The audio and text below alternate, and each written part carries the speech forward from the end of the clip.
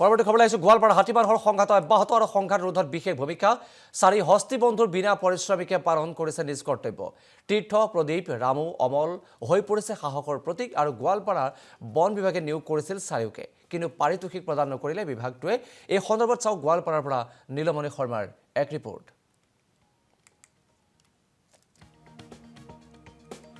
গোৱালপাৰা জিলা আৰু এই গোৱালপাৰা জিলাৰ হাতী মানুহৰ সংঘাত নিৰূপণ কৰাৰ ক্ষেত্ৰত বা হাতী মানুহৰ সংঘাত নোহোৱা কৰাৰ ক্ষেত্ৰত হাতী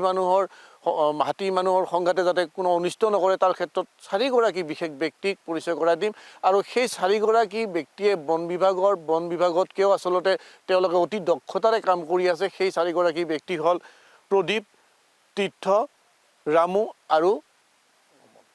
অমল এই 4গৰাকী ব্যক্তি আৰু এই 4গৰাকী ব্যক্তিৰ দায়িত্ব হ'ল তেওঁলোক হাতীৰ গতিবিধি নিয়ন্ত্ৰণ কৰে হাতীৰ গতিবিধি নিয়ন্ত্ৰণ কৰে আৰু বন্য হস্তীৰ পৰা মানুহৰ সা সম্পত্তি বা জীৱন ৰক্ষা কৰাৰ যিটো প্ৰচেষ্টা এওঁলোকে গ্ৰহণ কৰে আৰু সমান্তৰালভাৱে হাতীৰ যাতে কোনো ক্ষতি নহয় হাতীয়ে যাতে নিৰাপদ স্থানত থাকিব পাৰে তাৰো ব্যৱস্থা গ্ৰহণ কৰে কিন্তু পৰিতাপৰ আৰু দুখৰ কথাটো হ'ল বছৰৰ পিছত বছৰ ধৰি এই 4গৰাকী লোকে গোৱালপাৰা জিলাৰ বিভিন্ন অঞ্চলত হাতী মানুহৰ সংঘাত নিৰূপণৰ ক্ষেত্ৰত কাম কৰিছে অথচ এওঁলোকৰ দৰমহা নাই বন বিভাগৰ সমান্তৰালকে অৰ্থাৎ বন বিভাগৰ আহি নাপালেও কিন্তু এওঁলোকে কাম কৰে কিন্তু এওঁলোকৰ দৰমহা নাই গতিকে এই কথালৈ আমি 4গৰাকী এওঁলোক হৈছে গজবন্ধু অৰ্থাৎ হস্তি বন্ধু আৰু এই হাতীৰ বন্ধু 4গৰাকীৰ লগত আমি কথা পাতিম মই প্ৰথমে আপোনাৰ লগত কথা পাতিম চুমুকে আচলতে দায়িত্ব কি আৰু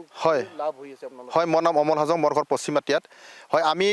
যিটো মানে হাতী বন্ধু এইটো আমি 2013 চনৰ পৰা লাগি আছোঁ যেতিয়া নেকি দহিকাটা বনাঞ্চলৰ পৰা হাতী জাকটো মানে কইনাকুছি ঝাৰলৈ যায় তেতিয়াহ'লে আমাৰ পশ্চিমতীয়া গাঁও বা আমাৰ তেনেকৈ ওচৰ চুবুৰীয়া গাঁও হৈ এনেকৈ হাতী জাকটো মানে ৰাওনা হয় আৰু সেই ক্ষেত্ৰত আমি এই হাতীৰ যিটো নেকি কৰিডৰবিলাক বা হাতী চোৱা চিতা কৰাৰ কাৰণে বা ফৰেষ্ট ডিপাৰ্টমেণ্ট যেতিয়া আমালৈ আহি নাপাব সেই সময়লৈকে আমি 4জনে এটা ফোনতে যোগাযোগ কৰি তেওঁলোক আহি আমি সেই হাতীখিনি প্ৰটেকশ্যন দিওঁ যেন কাৰো ঘৰ দুৱাৰ ভাঙি লণ্ডভণ্ড নকৰে আৰু সেই ক্ষেত্ৰত আমি আজিলৈকে চৰকাৰৰ পৰা কোনো ধৰণৰ তেনেকৈ মাননি পোৱা নাই আৰু সেই মাননি নোপোৱাৰ কাৰণে আমি কিছু অলপ মনত মানে আৱেগিক হৈ আছোঁ গতিকে এই ক্ষেত্ৰত মই এইটো অনুৰোধ জনাম আপোনালোকৰ এই চেনেলৰ জৰিয়তে যে অসম চৰকাৰে হওক বা আমাৰ আৰণ্য ভৱনে হওক বা আমাৰ গোৱালপাৰা জিলাৰ যিটো ডিঅ'পি মহোদয় তেখেতসকলে আমাক অসমৰ চকু মিলি চাই যেন আমাৰ কামখিনি যেন মানে মাননি দিয়াৰ কাৰণে ব্যৱস্থা কৰে মই কথা পাতিম যিহেতু বহু সময়ত মানুহে ফোন কৰিলে বন বিভাগৰ মানুহ উপস্থিত নহয় আনকি আপোনালোকে ফোন কৰিলেও বন বিভাগৰ মানুহ উপস্থিত নোহোৱাৰ এটা অভিযোগ আছে আমিতো ঠিক সেনেকুৱা কৰি তেওঁলোকৰ বহুত ডিউটি থাকে তাৰে মাজত তেওঁলোকে অকস্মাত কোনোবা সময়ত আহি নাপায় অলপ পলম হয় সেইখিনি সময়ত আমি তাৰ প্ৰটেকশ্যনখিনি আমি কৰোঁ তাৰমানে কিছুমানে ধৰি লওক সিহঁতৰ বহুত ভাগৰ ডিউটি থাকে কিন্তু যিটো হাতী মানুহৰ সংঘাতৰ কাৰণত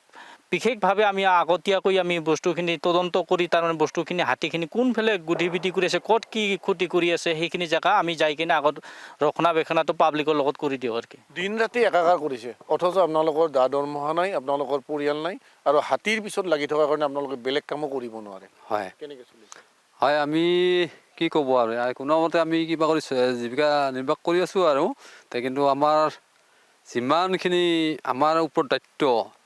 যে ডিপাৰ্টমেণ্টটো আমাৰ ফৰেষ্ট ডিপাৰ্টমেণ্টো একবাৰ ফোন কৰিব ডিউটি কৰিব আহিলেও মানে এবাৰ ফোন কৰিবই আৰু যে হাতী ক'ত কি আছে কথাখিনি আমাক সোধা পোছা কৰি সিহঁতে ডিউটি কৰিব আহে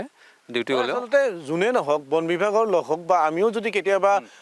হাতী ওলোৱা ঠাইৰে যদি সন্ধিয়া বা কোনোবা এটা সময়ত যাব লগা হয় তেতিয়াহ'লে এইজন ব্যক্তি তীৰ্থদাক আমি ফোন কৰিব লাগিব যে হাতী কোনফালে আছে আৰু তীৰ্থদাৰ কথা মতে আচলতে আমি আপুনি সবিশেষ জনাৰ বাবে